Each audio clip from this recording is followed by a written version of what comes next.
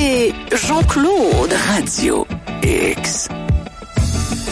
Avant d'aller jaser des promesses de fous de nos politicos avec Michel Morin, qui a quand même fait un décompte, je ne sais pas si on a réussi à déterminer un chiffre. Il y en a tellement, des dépenses sont carrément virées sur le crinque.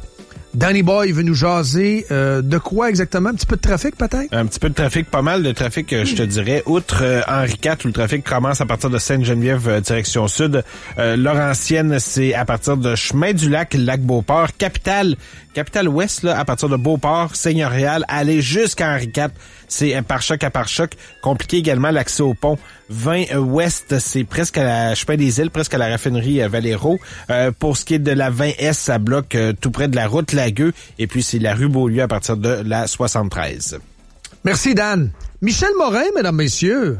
Sans l'ombre d'un regret pour en arriver là, je recommencerai. Michel, comment ça va? Ça va bien, Dominique, et toi-même? Très bien, très bien, très bien, mais j'ai mal à la tête, Michel. Est-ce que tu aurais de l'anacine, Advil, whatever, je sais pas, aspirine? Les chiffres, les promesses, ça n'arrête pas. Nos politicos sont complètement virés ma boule. Ben, c'est comme aujourd'hui, c'est la pluie des promesses, n'est-ce pas? J'appelle ça, moi, le grand enfumage.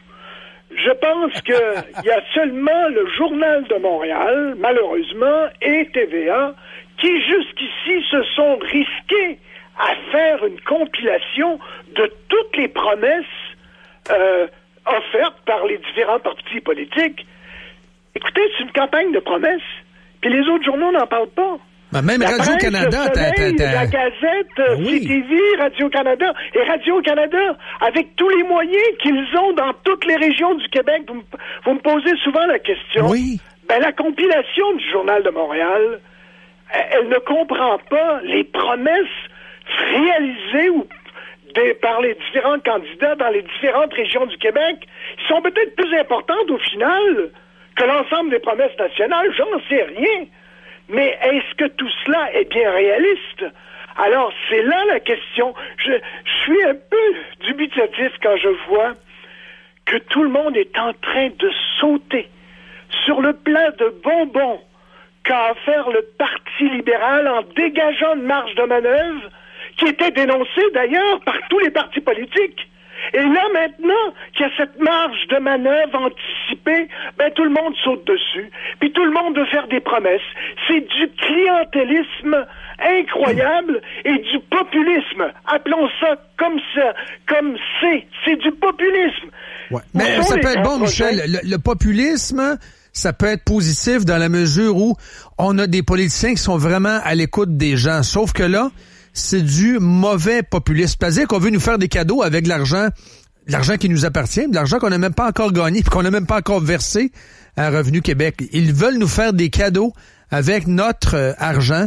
C'est quand même très particulier et, soit dit en passant, Québec solidaire, ce sont les pires là-dedans avec leurs lunettes psychédéliques. Là. C'est un grand coup de milliards. Il n'y a pas de problème. C'est un grand coup de milliards. En fait, ils en ont plus jusqu'ici de promesses que les trois autres partis politiques. Mais moi, ce que je déplore dans la campagne électorale actuelle, c'est qu'il n'y a pas de grands objectifs qui pourraient être fédérateurs de toutes les Québécoises et les Québécois. Je vais vous donner quelques exemples. Oui. Tout le monde prend la route le matin, hein? Ça touche tout le monde, ou à peu près. Sauf les transports en commun, là, mais c'est quand même, tout le monde doit se prendre. On sait qu'on a les pires routes du pays. On a eu une étude récemment, le Québec a les pires routes du pays. Et que dire des photos du pont de Québec? Pour faire une parenthèse, Michel, t'as sûrement vu ça. Mais alors, est-ce qu'il y a un parti politique qui peut nous dire, moi, au cours des 4 prochaines années, je vais consacrer X% du budget, 4% du budget, et je remets à niveau toutes les infrastructures routières au Québec. Ça, c'est un objectif qui atteint tout le monde. Mais oubliez les promesses. Ça, c'est des promesses structurantes, pour utiliser un mot à la mode. Tout à fait. Pour l'ensemble des usagers qui paient déjà, qui sont les plus taxés en Amérique du Nord au niveau de l'essence, il me semble que ça devrait aller de soi. Ça, c'est un premier exemple. l'attente aux urgences. On a un des pires bilans du monde occidental. Oh. Est-ce qu'on a un parti politique? Michel, ça a baissé de 8 minutes. L'attente à l'urgence. Qui va nous dire, écoutez, la moyenne, là, ça va être 2 heures. Nous, là, pendant 4 ans, on va s'organiser pour que l'attente moyenne aux urgences sera de 2 heures. Fardeau fiscal, on en a parlé souvent entre nous. On est passé, sous l'administration libérale, du pouvoir d'achat, le 4e au pays, au 10e. On est à la queue. On est au 10e rang au Canada. Est-ce qu'on pourrait faire une promesse du genre en disant, on va revenir à tout le moins à une moyenne nationale pour le pouvoir d'achat et le pouvoir d'investir, pas juste le pouvoir d'achat. Dire que quand les libéraux sont arrivés, tout ça, ce déclin-là sur le revenu disponible, c'est essentiel. Ça me fait du bien que tu en parles ce matin, Michel.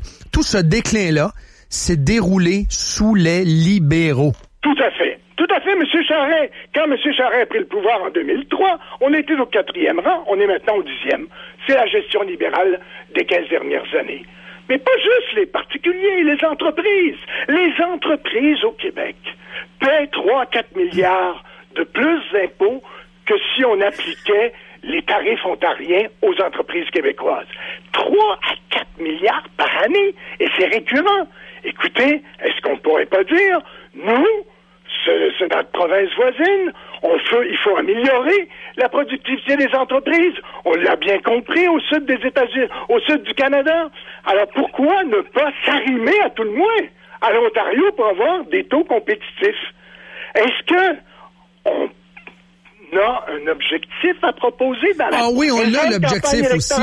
Interdire le développement des ressources naturelles. Ça, on s'est dépêché à le dire. Non, pas le gaz, pas de pétrole. J'y arrive. Écoutez, on se satisfait de croissance de moins de 2%. Voyez-vous qu'est-ce qui est en train de se passer aux États-Unis, là? On a des croissances de 4,2%. 4,2%. Même la Fed de l'Atlanta prévoit 4,7%. Et nous, on est à 2%.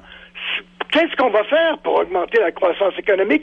Pour mieux partager la croissance économique, il faut d'abord l'augmenter par des investissements. Il faut avoir des politiques accueillantes et non hostiles aux entreprises. C'est tout ça. Écoutez, aux États-Unis, actuellement, je fais cette parenthèse. On a les derniers chiffres vendredi. Le taux de chômage est maintenant inférieur à la croissance économique, 3,9 versus 4,2%. C'est jamais vu, ça. Nos chers partis politiques pourraient pas se proposer. Ça, c'est une vraie mesure qui donne un objectif à une société qui veut survivre, autrement que par la péréquation puis la baisse du dollar canadien. Ben là, on pourrait dire, écoutez, on va avoir une croissance, nous, là, qui va dépasser le taux de chômage. Donc, il faut baisser le taux de chômage, puis il faut augmenter la croissance. Mais ça, là, c'est comme si c'était des chiffres dont on parle pas dans la présente campagne électorale. Tu as tellement raison. Les dépenses, Dominique, le Parti conservateur a donné des chiffres récemment.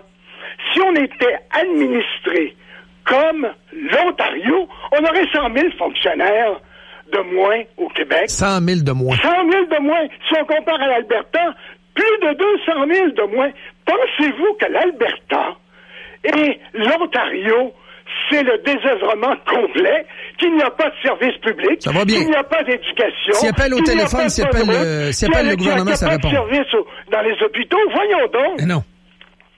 Alors, écoutez, c'est ça que je dis, moi. Actuellement, j'assiste bien dubitatif à cette campagne électorale où on nous promet mer et monde, où tout le monde va être le Père Noël de tout le monde, mais sans avoir de grands objectifs pour la société dans laquelle nous vivons.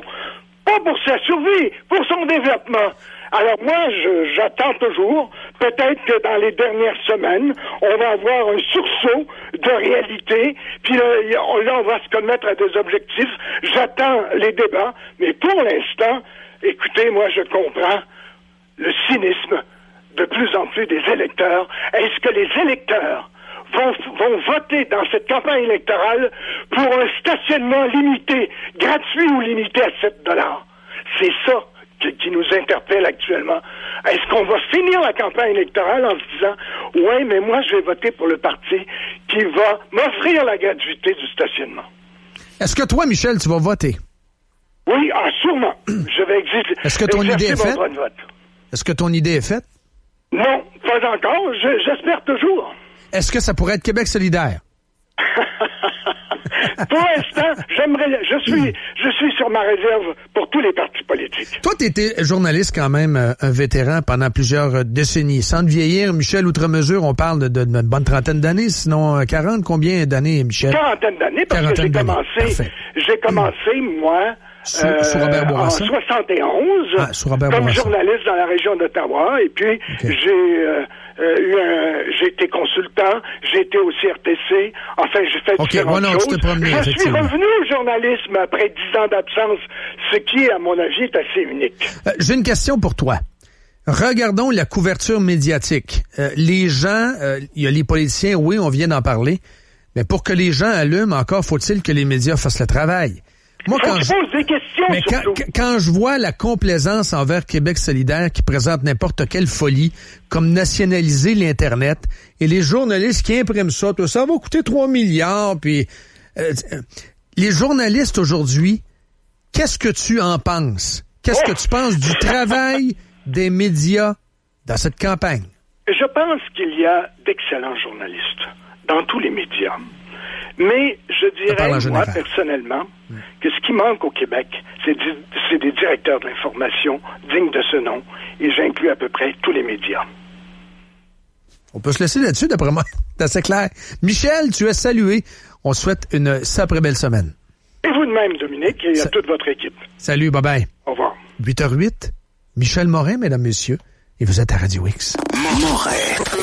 Live. Radio X. Gravel dans le retour. Gravel dans le retour. Gravel dans le retour.